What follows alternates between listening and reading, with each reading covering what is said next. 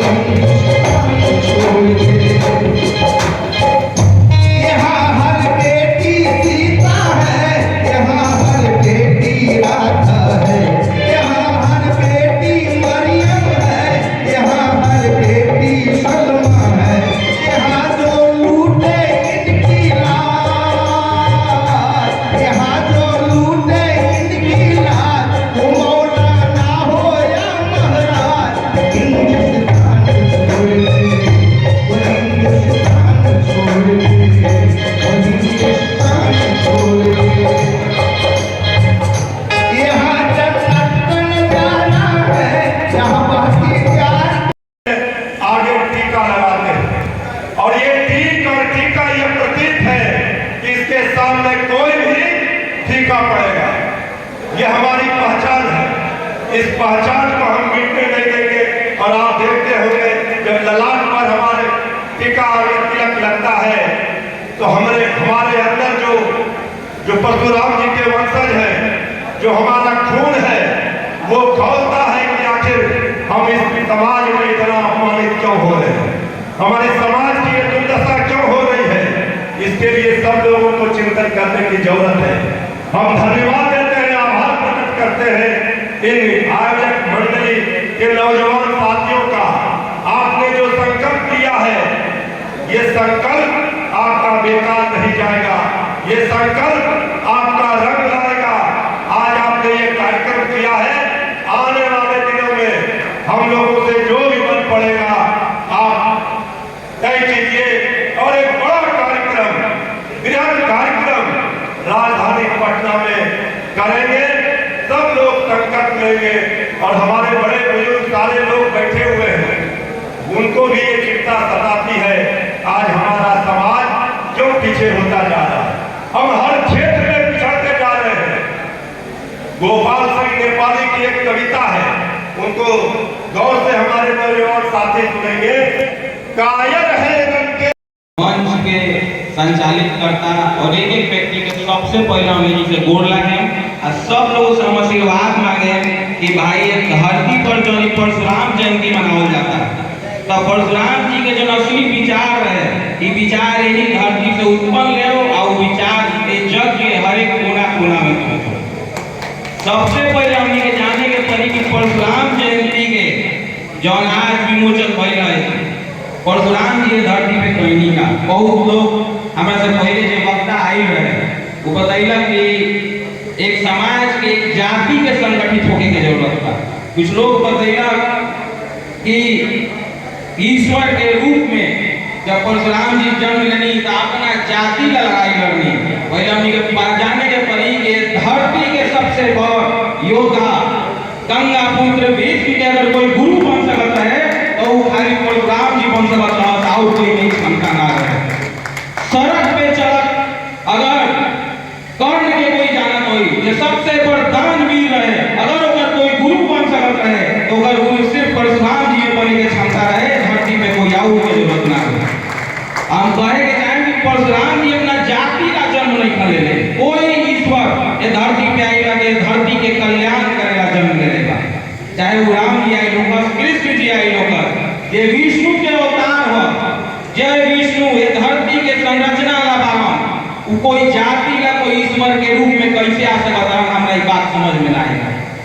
हमने की जाने के पहले कि जो ब्राह्मण कुल है ये धरती, यही धरती पे हम जन्म ले बनी, यही माटी में हम उत्पन्न बनी। आ हमरा के भी संस्कार देवल गइल बा कि ब्राह्मण कुल के अगर कोई बच्चा भी आवता तो ओकरा के गोड़ लागे नहीं बोला जाला। तो ई सोचे के पड़े कि गोड़ हमनी के काहे लागत है निसन, एकरा पीछे के का कारण बा। ये हमनी के जन सनातन धर्म के जीवन शैली बा में माना जाला कि ब्रह्मा जी के मस्तिष्क से ब्राह्मण निकलल बा। एकरा मतलब बा कि ज्ञान के जन भंडार बा वो ब्राह्मण समाज हो सकता है, और वो ज्ञान से का करेगा, वो ज्ञान से समाज के कल्याण करेगा। कोई तबका के हो सकता, कोई जाति के हो सकता, कोई धर्म के हो सकता। जब ये धरती पे हमनी के वृक्ष लगावे नहीं सर, हमरा नहीं के लागत कि वृक्ष के फल तोड़े से पहले वृक्ष से हमनी के अनुरोध करे के पड़ेला कि हम फलाना जाति से हई, हमरा ई फल चाहिए। ये धरती पे जब कोई अनाज खाला तो अनाज से हमनी के पूछे के ना पड़ेला कि हमनी के हे जाति के हई मन, हे धर्म के हई मन हमनी के खा सकत नहीं सन। त हमरा लागत है कि ब्राह्मण कुल के ये धरती पे यही ला विमोचन भइल बा, एक एक जाति, एक एक धर्म, एक एक जीव, एक एक वृक्ष, जितना भी कुछ देख सकत नहीं ओकरा बारे में ज्ञान, ओकर संरचना, ओकर संस्थापन, ओकरा कैसे बचावल जा सकता, यही ला उत्पन्न भइल बा। ए धरती पे कोई ऐसा व्यक्ति नहीं है जे माटी के पुतला में ईश्वर के स्थापना कर सकत हो, आज के पूरा ब्रह्मांड सखरा होके गोड़ लागे लगो। ई खाली ब्राह्मण समाज के विद्या और विमोचन के ताकत मिलल बा, और कोई के ताकत नहीं है मिलल। ए धरती पर सबसे बड़ा योद्धा है, जे सबसे बड़ लड़ाई लड़ल, सिकंदर के एक एक आदमी नाम जानत होई। सिकंदर के एक एक आदमी नाम जानत हुई और सिकंदर के हरावेला ये धरती पर हो गई सबसे बड़ राजा धनानंद रहे। लेकिन धनानंद जब लड़ाई लड़े के तैयार ना भई तो यही जी के चाणक्य के नाम भइल। तो चाणक्य एगो नदी पे चलल बच्चा के उठा के राजा बनैलन। पहले वो धनानंद के हरैलन और ओकरा बाद सिकंदर ऐसन योद्धा के हरावल गई। ई समाज के देन और कोई के देन नहीं थे। विद्या और समाज दोनों में गठजोड़ बा। हमनी के बस परशुराम के नाम के अगर ध्यान दे जाओ तो हाथ में परशु और नाम में राम, एकरा पीछे बहुत बड़ा राज बा। राक्षस कुल के जब उत्पत्ति भई और जब इस सृष्टि पर हर जगह राक्षस राजा रजवाड़ा उत्पात मचावे लगल तो उसे युद्ध करेला परशुराम जी अपना हाथ में परशु खई। और नाम में राम ऐसे बा कि राम के जब नाम लिया तब प्रेम के बात आवेला, आस्था के बात आवेला, संस्कार के बात आवेला, समाज के बात आवेला। अरे हमनी के भगवान राम के ऊ जानत तानी सन जे बानर सेना लेके राक्षस कुल से लड़े चल गए रहे। जहिया व्यक्ति लोग के कमी रहे तहिया जानवर जीव जंतु एक एक आदमी के जोड़ के जे लड़े गए। तो विष्णु के जो छठा अवतार बनी ओकरा पीछे कारण ही बा कि हाथ में परशु दंड ला वो राक्षस था और नाम में राम एला कि एक समाज के संस्कार और सद्भाव बढ़ावे ला काम करे के बा। जहां तक बात बा परशुराम जी और जयंती के तो हम कहें कि एक समय रहे जब परशुराम जी हाथ में परशु खई आए सृष्टि के कल्याण बनी। हम ब्राह्मण समाज से चाहें कि एक एक व्यक्ति जी ज्ञानी बा, एक एक व्यक्ति हमरा से ज्यादा ही जानता। आज के समय में परशु उठाए की जरूरत नहीं है। रउआ लोग अपना हाथ में कलम उठाई आए धरती पे जितना विद्या बा विद्या के अलग अलग प्रकोपन करी और जगह जगह पहुंचाई ताकि ये समाज के कल्याण हो जाए। सब लोग से हम हाथ जोड़ के विनती करें कोई भी जाति चाहे धर्म के जब गठजोड़ एक जगह करल जाला, कोई जाति विशेष के समाज के कल्याण नहीं कर सकत, कोई धर्म विशेष एक समाज के कल्याण नहीं कर सकत। हमनी के राम जी के ऐसे पूजे निशान काहे कि उनका जो संस्कार है अपन पिता के वचन निभावे ला कोई 14 वर्ष वनवास रह सकता। ओकरा पीछे 3 भाई ऐसा रह सकता जे ओकर बात रखेला। एक आदमी रजवाड़ा छोड़ सकता, एक आदमी पीछे जीवन भर अपन व्यतीत कर सकता। तो परशुराम जी के भी हमने यही से याद करे निशान काहे कि सृष्टि में जितना उस समय के वो युग के जितना विद्वान लोग रहे, जितना वो साम्राज्य में लड़े वाला लोग रहे, वो लोग के शिक्षा दीक्षा कहीं ना कहीं परशुराम जी के द्वारा भइल रहे। ऐसे हमने के याद करे निशान। हम ब्राह्मण समाज से एक निहोरा करें रउआ लोग हमनी के जितना भी धर्म बा ग्रंथ बा ओकरा बारे में बहुत ज्यादा जानकारी तो जान जानी के ओकरा बारे में का बतावे के बा। जे भी थोड़ा बहुत धर्म हमनी के पढ़ले होई वो धर्म में गठजोड़ सिखावल गइल बा, प्रेम सिखावल गइल बा, स्नेह सिखावल गइल बा, एक दूसरा के सौहार्द बनाते हुए मदद सिखावल गइल बा। जब तक ई काम एक एक व्यक्ति ना होई तब तक ये जग के कल्याण नहीं हो सकत। हम चाहें कि रउआ लोग मिलके इस सद्भाव पहुंचाई कि जैसे परशुराम जी उस समय में धरती के कल्याण कईनी वही आवे वाला समय में एक एक व्यक्ति उनका आचरण पे चले वही के समाज के कल्याण करो। एकरे साथ बहुत बहुत धन्यवाद देते हुए विदा लेते। विवाह होता है मानव की पुजाई है तो नार काटने वाली मां की पुजाई हो रही है। अब आज के डेट में तो बहुत सारे हॉस्पिटल खुल गए, बच्चों का जन्म होता है, वो बच्चे तो शायद हमको लगता है मानव समझ भी नहीं पाते होंगे, लेकिन ये मानव की पुजाई इस बात की प्रेरणा देता है कि एक तरफ एक ब्राह्मण का बेटा भी अगर अपने दुल्हन लाने के लिए जाता है तो अगर उसकी माँ की पूजा करता है तो नार काटने वाली माँ की भी पूजा करता है। तो हम समाज को कहाँ अलग करते हैं, तो समाज को जोड़ने का काम है। आज पूरी दुनिया एक बात के लिए चिंतित है कि पर्यावरण को खतरा है, लेकिन हमारे पूर्वजों ने तो हर पूजा पाठ में मिट्टी के बर्तन से हर पूजा पाठ आज भी होता है। हमारे पूर्वजों को तो पहले भी अंदाजा था कि ये शरीर मिट्टी का है तो बर्तन ही मिट्टी का होना चाहिए, पूजा करेंगे और वे उससे पर्यावरण को खतरा नहीं। उसके लिए कुम्हार को चुना, कुम्हार को रोजगार दिया, किसी भी पूजा पाठ के लिए हमारे बीच में जितने भी संस्कार कराने वाले लोग हैं, वो किसी भी यजमान को बोलते हैं कि भाई मेरे गाय का दूध लाओ, गाय का दही लाओ, गाय का घी लाओ, गाय का गोबर लाओ। ये सब मिलता कहाँ है? यदुवंशी के दरवाजे पर मिलता है। रघुवंशी यदुवंशी में झगड़ा कितना भी हो, लेकिन एक ब्राह्मण है जो रघुवंशी को यदुवंशी के दरवाजे पर भेजता है कि जाओ गाय का गोबर लेके आओ और सनातन धर्म को आगे बढ़ाओ। जब किसी गांव में एक माली होता है तो लगता है कि हमारे पास कोई काम नहीं है, तो ब्राह्मणों ने व्यवस्था की है कि माली फूल लगाएगा, फूल की खेती करेगा और वही फूल भगवान शंकर के माथे पर चढ़ेगा। उसको भी हमने काम किया, हमने किसी को छोड़ा नहीं। जब एक एक चीज पर हम चर्चा करेंगे तो पता चलेगा कि ब्राह्मण समाज का इस समाज को एक धागे में पिरोने का जो सबसे बड़ा काम किसी समाज ने किया वो ब्राह्मणों ने किया। फूल अलग अलग हो, अगर उसको एक धागे में नहीं पिरोया जाए तो माला नहीं बन सकता। इसलिए हिंदू समाज में जितनी जातियां हो, ब्राह्मण उसमें धागा का काम करके हर जाति को जोड़ता है, तब जाकर के इस पूरे सनातन की रचना होती है। इसलिए हमारा बहुत बड़ा योगदान है और हमको कभी भी सत्ता की भूख नहीं होती। सत्ता की भूख होती तो चाणक्य तो उसी समय चंद्रगुप्त को क्यों तैयार किया? तो खुद ही बहुत बड़े विद्वान थे, वो किसी भी सत्ता को चला सकते थे, लेकिन उन्होंने एक बहुत बड़ा संदेश दिया कि हम सत्ता के लिए नहीं है, लेकिन अगर कोई भी सत्ता के मन में चूर सत्ता पर सिंहासन पर बैठा हुआ धन जैसा भी अगर कोई राजा होगा